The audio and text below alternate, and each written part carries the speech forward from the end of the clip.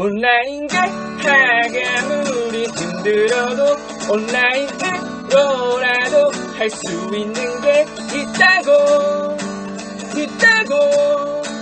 할 수 있는 게 있다고 파이팅!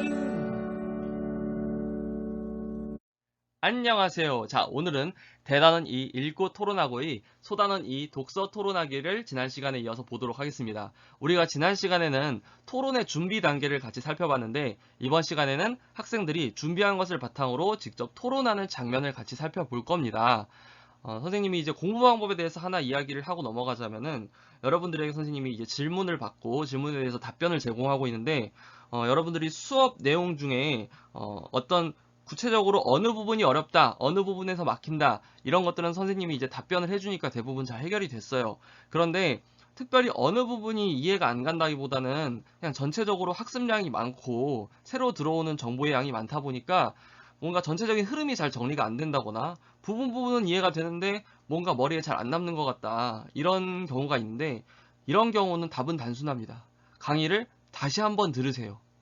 부분은 이해가 되는데 전체적인 게 들어오지 않는 거는 그거는 지금 너무 새로운 게 많으니까 뇌에서 과부하가 일어나서 그런 건데 방법은 반복밖에 없습니다.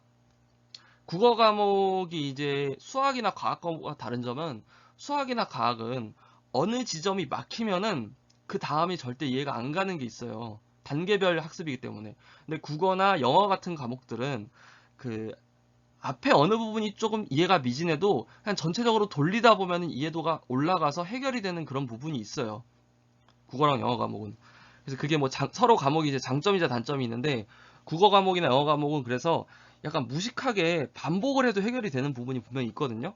그러니까 구체적으로 이해가 안 가는 부분은 선생님에게 질문을 하고 그리고 전체적인 내용이 좀 잘 안 들어온다 싶으면은 반복을 하는 게 좋은 방법입니다. 뭐 강제하는 건 아니고 여러분들이 좀 학습에 욕심이 있다면 이렇게 해결할 수 있다라고 제안을 하는 겁니다. 최근에 우리가 공부해온 흐름을 선생님이 간단하게 정리하자면은 처음에는 자율주행차의 등장이라는 글을 우리가 같이 읽었어요. 그리고 마음이와 민재라는 친구들이 그 책을 읽으면서 겪는 어려움을 여러 가지를 극복하는 과정들을 우리가 같이 살펴보면서 책을 읽다가 뭐 이해가 안 가거나 어려움이 있을 때는 이렇게 문제를 해결할 수 있구나라고 하면서 문제 해결 과정으로서의 읽기를 우리가 체험을 했습니다. 그리고 그 다음에는 저번 시간에 그 자율주행차의 등장과 관련해서 학생들이 토론을 준비하는 과정을 공부했는데요. 거기서는 처음에 토론의 논제를 어떻게 정할지를 공부했고 토론 논제의 기준이 무엇인지 토론 논제는 이러이러한 기준을 충족해야 한다는 그 기준들을 공부했고요. 또 논제를 정하고 나서는 찬성과 반대 입장을 정했고 그러고 나서는 이제 토론을 내용을 어떻게 짤 건지 토론 개요서를 짜는 거를 우리가 봤고 그리고 토론을 할 때 활용할 자료를 수집하는 그 자료 수집 단계도 우리가 확인했습니다. 이번엔 그래서 본격적으로 지금까지 준비한 것을 바탕으로 직접 토론하는 장면을 볼 건데 여러분들이 이제 지난 시간 내용이 조금 기억이 안 날 수도 있으니까 선생님이 지금 화면에 있는 것처럼 지난 시간에 확인했던 그 토론 개요서를 다시 한번 띄워놨습니다. 여러분들이 지금 눈으로 쭉 보면서 토론 개요서를 확인하면서 지난 시간에 봤던 거를 다시 한번 기억을 떠올리면 좋겠습니다.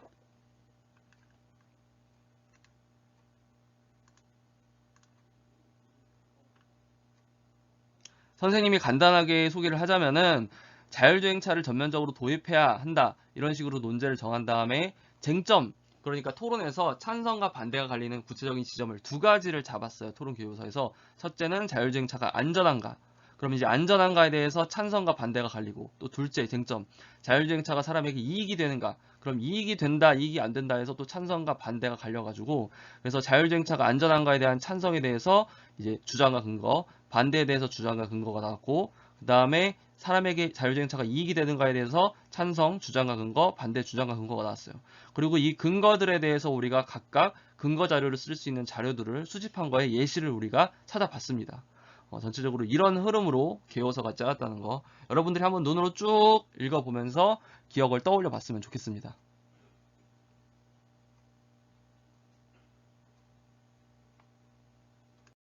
몇 가지 중요한 개념들을 먼저 정리하고 가겠습니다. 자, 토론이란 쟁점에 대해 찬성편과 반대편으로 나뉘어 각각 타당한 근거를 들어 자신의 주장이 옳음을 내세우는 대립적 말하기 방식이에요. 여기서 중요한 거는 대립적 말하기 방식이라는 겁니다. 이거는 내가 옳고 네가 틀리다는 걸 내세우는 대립적 말하기 방식이라는 거예요. 그런데 이제 토의라는 거를 토론과 이제 대조해서 생각해 볼 수가 있죠.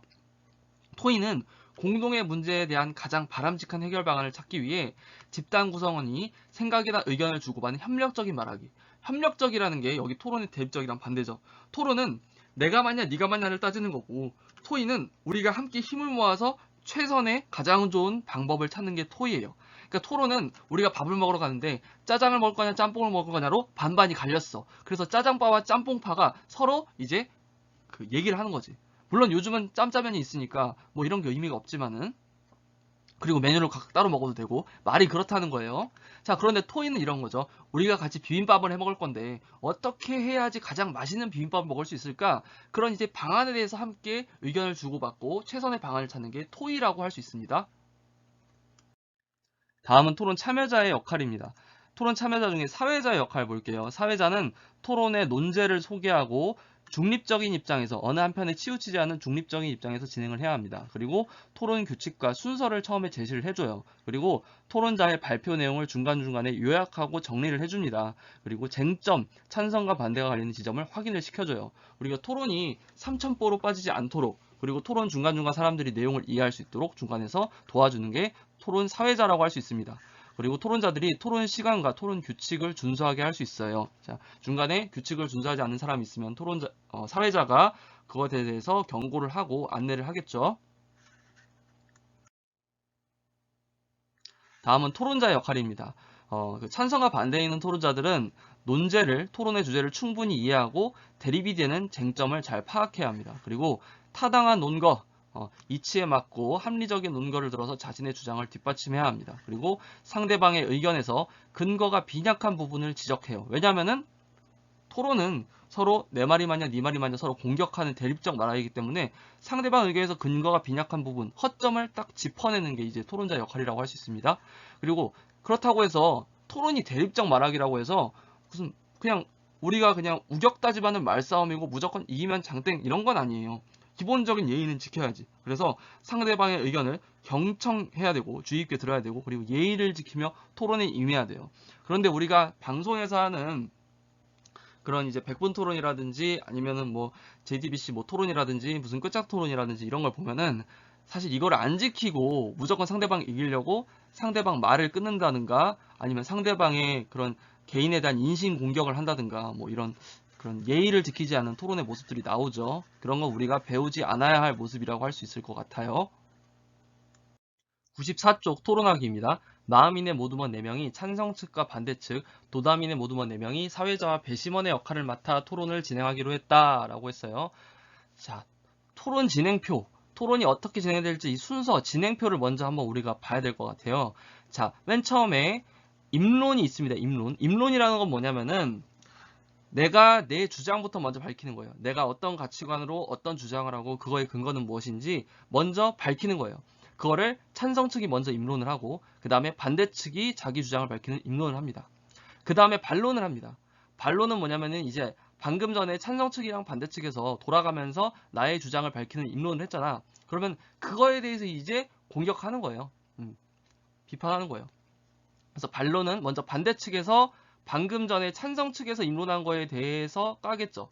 그 다음에 찬성 측에서 방금 반대 측이 입론한 거에 대해서 까겠죠. 이런 식으로. 그래서 돌아가면서 반론을 합니다. 이때 반대 측은 방금 전에 찬성 측이 얘기한 거에 대해서만 까고요. 찬성 측은 방금 반대 측이 얘기한 거에 대해서만 깝니다. 자, 그 다음에 이제 재반론인데, 재반론은 뭐냐면은 이제 한 번씩 내가 주장을 내세운 다음에 그거에 대해서 공격을 받았잖아. 그러면 이제 그거에 대해서 다시 내가 반박하면서 내 주장은 강화하고 상대편의 주장은 허점을 찌르는 질문을 하는 겁니다.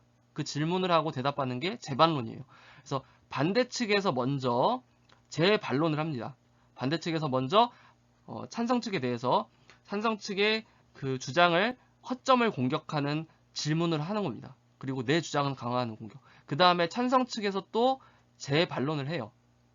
이런 식으로 갑니다. 그런 다음에 마지막에 반대 측에서 지금까지의 내용을 종합해서 자기네가 마지막으로 하고 싶은 얘기를 하는 게 최종 결론이고요. 그 다음에 찬성 측에서도 마지막으로 최종 결론을 합니다. 이건 흐름은 지금 설명이 좀 이해가 안 가도 여러분들이 직접 글을 보면서 예를 보면서 보면은 이 흐름이 무슨 말인지 이해가 갈 거예요. 지금 이렇게 간단하게 그냥 한번 설명을 해본 건데, 다시 한번 얘기하면 맨 처음에 입론이라고 해서 각각 자기의 주장을 밝히고, 찬성 측 밝히고 반대 측 밝히고, 그 다음에 반대 측에서 찬성 측 까고, 찬성 측 얘기했던 거 까고, 그 다음에 찬성 측에서 반대 측 얘기한 거 까는 반론을 하고, 그 다음에 반대 측에서 그 찬성 측이 얘기했던 것들에 대해서 허점을 찌르고 자기의 주장은 강화하는 재반론 질문을 하고, 찬성 측도 마찬가지로 재반론 질문을 합니다. 그런 다음에 최종 결론을 돌아가면서 얘기하면 끝나는 겁니다.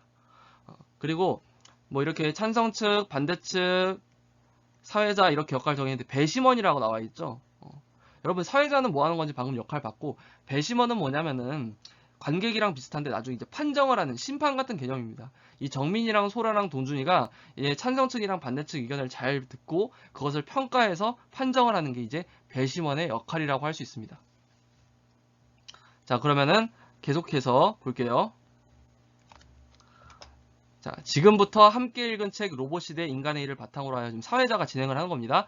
자율주행차를 전면적으로 도입해야 한다라는 논제로 독서 토론을 하겠습니다. 찬성 측에서 논제에 대한 자신의 주장을 내세우는 입론을 해주시기 바랍니다. 라고 하면서 찬성 측 입론부터, 여기 순서에 찬성 측 입론이 맨 처음 나오죠. 이거부터 시작을 하는 겁니다. 찬성 측부터 자신의 주장을 내세우는 거예요. 그러면 찬성 측의 입론 우리가 보도록 할게요. 자, 94쪽 마음이가 찬성 측 입론을 시작합니다. 입론이라는 것은 상대편 까는 게 아니에요. 일단은 먼저 우리의 가치관, 우리의 주장, 그거에 대한 근거를 드러내는 게 입론입니다. 자, 먼저 이번 토론에서 저희가 말하는 자율주행차는 운전자가 핸들과 가속 페달, 브레이크 등을 조작하지 않아도 센서로 주변 환경을 인식하고 경로와 움직임을 결정하여 스스로 목적지까지 찾아가는 사람이 운전에 전혀 개입하지 않는 자동차를 뜻합니다. 라고 뭐 하는 거예요? 자율주행차라는 핵심 개념의 용어를 정의하고 있는 겁니다.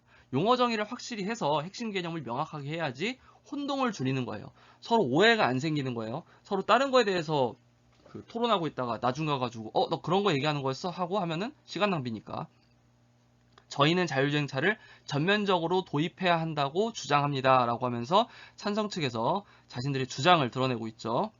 첫째, 사람이 운전하는 자동차보다 자율주행차가 안전하기 때문입니다. 라고 하면서 지금 뭐 하는 거예요? 첫 번째 쟁점을 드러내고 있는 겁니다. 자, 아까 자율주행차 전면적으로 도입해야 한다라는 찬성 측 입장에서 좀 더 구체화해가지고 좁혀 들어가서 자율주행차가 안전하기 때문이다. 자율주행차의 안전성을 가지고 따지는 게 이제 지금 첫 번째 쟁점이 되겠네요. 앞서 읽은 책에서 보았듯이 세계적으로 해마다 125만 명이 교통사고로 사망하고 있습니다. 그리고 교통사고의 90%는 운전자의 실수로 발생한다고 합니다. 했는데 앞서 읽은 책에서 보았듯이 라고 하면서 우리가 지금 독서 토론을 위해서 읽은 책, 그 책을 근거로 한다는 것을 밝히고 있어요. 자, 이렇게 교통사고의 90%는 운전자의 실수로 발생한다.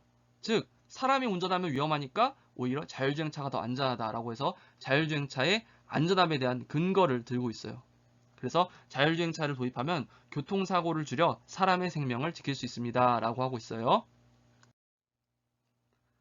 자, 94쪽에 오른편에 보면은 질문이 하나 있죠. 입론에서 자율주행차의 용어를 정의하는 까닭은 무엇인가? 이거 우리가 방금 짚었던 내용이죠. 토론하고자 하는 개념을 명확히 정의해야 토론 과정에서 생길 수 있는 혼동을 줄일 수 있기 때문이다. 혼동을 피하기 위해서 처음에 용어를 잘 정의를 해야 하는 겁니다. 그 다음에 이제 두 번째 들어갈게요. 둘째, 자율주행차는 이익과 장점이 많습니다. 자, 이거는 지금 자율주행차 전면 도입해야 된다는 주장에서 두 번째 쟁점이 되는 거죠. 자율주행차를 공유하면 차고에서 잠자는 자동차가 사라질 것입니다. 자율주행차를 필요할 때 부르면 원하는 곳으로 쉽게 이동할 수 있으니 굳이 자동차를 소유할 필요도 없고 운전자를 고용할 필요도 없으니 주차비와 유지비가 들지 않아 경제적입니다. 훨씬 돈이 안 든다라고 하면서 자율주행차의 이익과 장점에 대한 근거를 들고 있어요. 그리고 지루한 운전에서 벗어날 수 있습니다. 막히는 길에서 졸음을 참으며 운전대를 잡고 있는 대신 스마트폰을 하거나 책을 읽을 수 있습니다. 라고 또 이렇게 근거를 계속 대고 있고요. 또한 노약자와 장애인 같은 사회적 약자들의 이동이 편리해집니다. 라고 하면서 또 근거를 들고 있습니다. 찬성 측 입론 잘 들었습니다. 이제 반대 측 입론해 주시기 바랍니다. 라고 하면서 이제 아까 찬성 측이 자기네 주장을 꺼냈고 이제 반대 측에서 자기네 주장과 근거 꺼내는 반대측 입론입니다.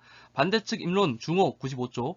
저희는 자율주행차를 전면적으로 도입해야 한다는 주장에 반대합니다. 라면서 우리 주장, 반대측 주장 밝히고 있고요. 첫째, 자율주행차는 안전하지 않습니다. 자, 첫 번째 쟁점, 자율주행차 안전하지 않다.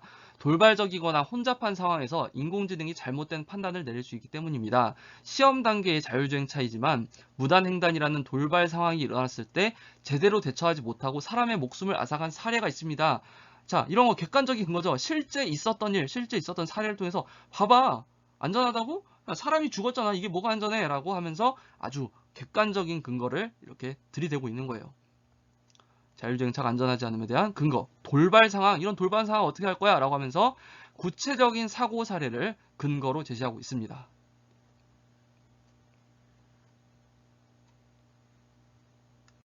둘째, 사람에게 이익이 되지 않습니다. 자, 두 번째 쟁점이죠. 이익이 된다, 되지 않는다. 자, 자율주행차의 자율주행을 위한 여러 종류의 센서와 장비를 탑재하면 그만큼 자동차 가격은 높아질 것입니다. 야, 자동차 비싸죠. 그게 뭐가 이득이니? 뭐 이러는 거죠. 또한 자율주행차를 위한 법과 제도를 정비하는데도 돈과 시간을 투자해야 합니다. 자, 자율주행차만 만들면 땡이야? 끌면 돼?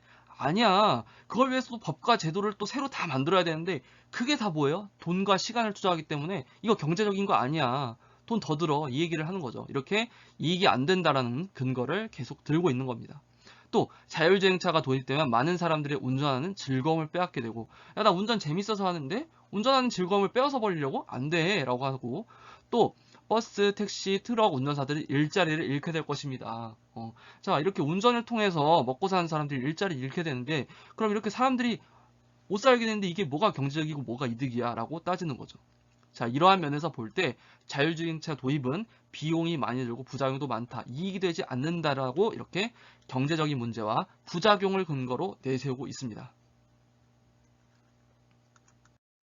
중간중간 여러분들이 헷갈릴 수 있으니까 중간에 이렇게 단계별로 정리를 하는 시간을 가질게요. 자, 입론, 내 가치관, 내 주장, 나의 입장, 그리고 그 근거를 밝히는 입론 단계에서는 먼저 지금 찬성 측부터 입론을 했는데요. 찬성 측에서는 이제 그 두 가지 쟁점을 얘기했어요. 자율주행차 안전하다, 그리고 자율주행차는 이익과 장점이 많다라고 하면서 이 두 가지 쟁점에 대해서 이제 근거를 들었죠. 첫 번째 쟁점에 대해서는 이 안전하다에 대해서는 교통사고를 줄여서 사람의 생명을 지킬 수 있다라고 했고요. 두 번째 쟁점, 이익과 장점이 많다라는 거에 근거로 뭐 자동차의 효율적 이용으로 경제성이 높아진다, 지루한 운전에서 벗어날 수 있다, 노약자와 장애인 같은 사회적 약자들의 이동이 편리해진다라고 하면서 우리는 이런 점에서 찬성해라고 했고요. 그 다음에 반대 측에서도 입론을 했어요. 우리의 주장은 이래, 그 근거는 이래라고 하면서 자율주행차는 안전하지 않다, 자율주행차는 이익이 되지 않는다. 역시 두 가지 쟁점에 대해 이야기했고요. 첫 번째 쟁점에 대해서는 돌발 상황에 대처하기 어려워, 그러니까 안전하지 않아라고 얘기했고요. 그 다음에 두 번째 쟁점, 이익 측면에서는 자동차 가격이 높아져, 법과 제도 정비에도 돈과 시간을 써야 돼, 운전하는 즐거움과 일자리도 빼앗겨, 이렇게 얘기하면서 이익이 되지 않아라고 주장을 했습니다. 자, 이렇게 찬성 측의 입론, 반대 측의 입론을 각각 정리를 해봤습니다. 96쪽 반대측 반론입니다. 이제 양측의 반론을 듣겠습니다. 반론은 상대편의 입론 내용에 관한 반박만 가능합니다. 먼저 반대측이 반론해 주시기 바랍니다. 라고 하면서 여기서 반론은 상대편의 입론 내용에 관한 반박만 가능하다고 제약을 했어요. 자, 이 제약 왜 했을까요? 교과서 왼쪽에 보면 질문 있죠. 반론할 때 상대편의 입론 내용에 관한 반박만 허용하는 까닭은 무엇인가? 자, 왜 그런 거예요? 쟁점 중심으로 토론하기 위해서요. 쟁점 중심으로.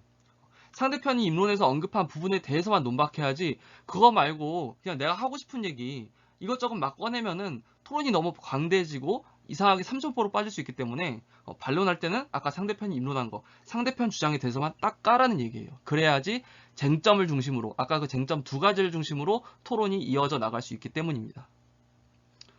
그래서 이것도 적으시고요. 자, 반대측 반론 시작합니다. 찬성 측은 자율주행차가 안전하다고 주장하셨지만 해킹된 자율주행차가 테러에 이용된다면 심각한 피해를 볼 수 있습니다. 라고 하면서 자율주행차 안전하지 않아. 안전성에 대해서 반박을 하고 있어요. 그게 테러에 쓰이면 더 위험하다니까 하면서 차량 돌진 테러나 폭탄 테러에 자율주행차를 이용하면 테러범은 자신의 목숨을 희생하지 않아도 됩니다. 자, 그 전에 이제 약간 자살 폭탄 테러처럼 자기가 자기의 목숨을 걸어야 테러를 할 수 있었는데 이제 자율주행차가 있으면은 내가 직접 거기 안에서 운전하지 않아도 차를 통한 테러가 얼마든지 가능해진다는 거죠. 그러니까 더 위험성이 올라간다는 얘기를 하고 있는 거예요. 비슷한 사례로 2018년 베네수엘라에서 사람이 원격 조종하는 드론이 폭탄을 싣고 날아가 대통령을 암살하려고 한 일도 있었습니다. 자, 이거는 자동차는 아니지만 자율주행차처럼 비슷하게 자율적으로 운전이 되는 드론이잖아. 원격 조종 드론. 그러니까 이거는 사람이 조종을 하긴 하지만 자율주행차랑 비슷한 점은 사람이 직접 타지는 않는다는 거잖아. 그러니까 사람이 자기의 목숨을 가지고 희생하는 그런 자살 테러가 아니라 그냥 기계만 가가지고 대통령을 암살하는 이런 테러가 가능해진다는 거죠. 그래서 이렇게 자율주행차는 아니지만 자율주행차랑 비슷한 성격을 가진 대상을 예로 들어서 자율주행차의 안전성에 대해서 반박을 하고 있습니다. 이런 식으로 아까 찬성 측이 입론한 내용에 대해서 반박, 공격을 하는 게 이제 반대 측의 반론이라고 할 수 있습니다. 자, 계속 이어가 볼게요. 한편 자율주행차를 도입하면 운전사를 고용할 필요가 없다고 했는데 아까 찬성 측에서 이렇게 입론을 했는데 이것이 과연 이익이자 장점일까요? 아니란 얘기죠. 인공지능에 버금갈 만큼 운전을 잘해도 쓸모가 없는 것입니다. 라고 하면서 지금 아까 그 찬성 측 입론에서 두 번째 쟁점에서 얘기했던 거를 이제 공격하고 있는 거예요.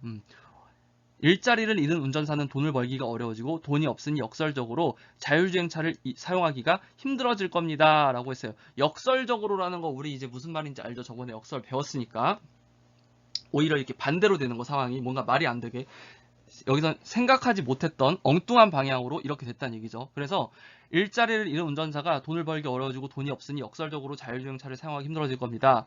라고 해서 자율주행차 도입으로 인해 이런 부작용이 오히려 생길 거라는 거예요. 또한 자율주행차로 노약자와 장애인 이런 사회적 약자들의 이동이 편리해질 수는 있겠지만 더 많은 사람의 운전하는 즐거움을 빼앗을 것입니다. 라고 하면서 이렇게 자율주행차 도입의 문제점을 이야기하고 있습니다. 자율주행차 도입하는 거 네가 얘기한 것처럼 그런 것들 이익이 안 되고 장점이 안 된다는 거야 하면서 이렇게 공격을 하고 있는 겁니다. 96쪽 찬성 측 반론입니다.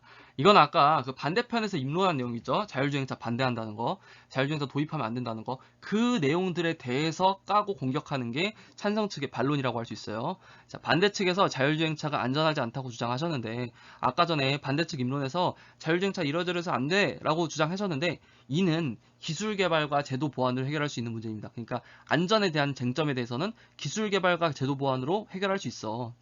이렇게 반대 측 입론에 대해 반박하고 있어요. 기술은 우리가 상상할 수 없을 만큼 빠른 속도로 발전하고 있습니다. 돌발 상황에서 일어나는 자율주행차 사고. 아까 전에 그거 얘기했잖아. 그 무단횡단할 때 자율주행차 사고 났던 거. 그런 것들은 앞으로 기술을 개발하면 충분히 방지할 수 있을 것입니다. 지금은 이제 자율주행차 기술이 아직 좀 덜 발달해서 그렇지 앞으로 기술 개발하면은 그런 사고 안 날 거야 라고 하는 거죠.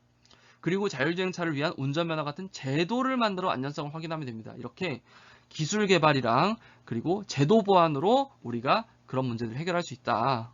자율주행차 안전하다라고 얘기를 하고 있는 거예요. 자, 아울러 운전자의 일자리는 사라지지만 자율주행차 관련 산업의 일자리가 늘어날 것입니다. 이건 이제 아까 그 경제적인 쟁점에 대해서 반박을 하는 거죠. 아까 일자리 없어진다고 했잖아. 근데 아니야. 운전자 일자리가 사라져도 오히려 자율주행차라는 거에 대해서 새로운 산업이 막 생기고 새로운 일자리가 막 생길 거야. 할 일이 오히려 많아질 걸? 이라고 반박을 하는 거예요. 그뿐만 아니라 함께 읽은 책에 나온 것처럼 과거에 엘리베이터 운전사가 사라진 대신 오늘날의 엘리베이터는 더 효율적이고 안전하게 사람을 나르고 있다는 점도 생각해 볼 수 있습니다. 자, 이거는 자율주행차 얘기는 아니지만 아까 옛날에 엘리베이터 운전사가 사라진 다음에 오히려 오늘날 엘리베이터가 더 잘 사용되고 또 엘리베이터 운전사가 사라진 다음 그 사람들은 또 새로운 일자리로 가고 이런 것처럼 잘 해결될 거야 라고 하면서 또 비슷한 성격을 가진 사례, 자율주행차랑 비슷한 그 엘리베이터의 사례를 가지고 근거로 삼고 있습니다. 자, 이번에는 반론 단계에서 반대 측과 찬성 측이 어떻게 각각 반론을 했는지 우리가 그 흐름을 정리해 보도록 할게요. 먼저 반대 측부터 방금 찬성 측에서 입론한 내용에 대해서 반론을 했죠. 뭐라고 했어요? 그래서 해킹된 자율주행차가 테러에 이용될 위험이 있다. 뭐 운전의 즐거움과 운전자 일자리를 빼앗는다. 뭐 이런 점에서 자율주행차 안 돼. 니네가 얘기한 그 찬성 측의 입론 이렇게 깔 수 있어. 라고 깐 겁니다. 그리고 찬성 측에서는 아까 반대 측의 입론을 또 깐 거예요. 뭐 반대 측에서 이런 점에서 자율주행차 위험하다, 경제적이지 않다 하니까 아니야, 기술 개발이랑 제도 보완해서 안전성 확보할 수 있어. 자율주행차 관련 산업의 일자리가 늘어날 거고 효율적인 교통수단이 될 걸 하면서 찬성 측에서는 반대 측의 입론을 또 반론한 거예요. 여기까지 우리가 반론 단계를 정리해 볼 수 있습니다. 오늘 반론 단계까지 하고 다음 시간에 재반론 단계를 할 건데 여러분들 대부분의 친구들은 과제를 잘 내주고 있는데 소수의 친구들 정말 혼날래요? 과제를 왜 이렇게 안 냅니까? 어, 과제 지금 저번에 한번 전체 문자 했더니 그날 좀 잘 내더만 또 지금 조금씩 안 내거나 밀리는 경우 생기는데 그러지 마세요. 선생님도 여러분들한테 무슨 빚독촉 하는 것도 아니고 이렇게 과제 독촉하면서 여러분들한테 문자하고 전화하면은 이게 뭐 하는 짓인가 선생님도 허탈감이 듭니다. 어, 선생님도 이렇게까지 하고 싶지가 않아요. 그런데 또 그렇게 안 하고 넘어가면은 또 니네 포기하는 느낌 든단 말이야.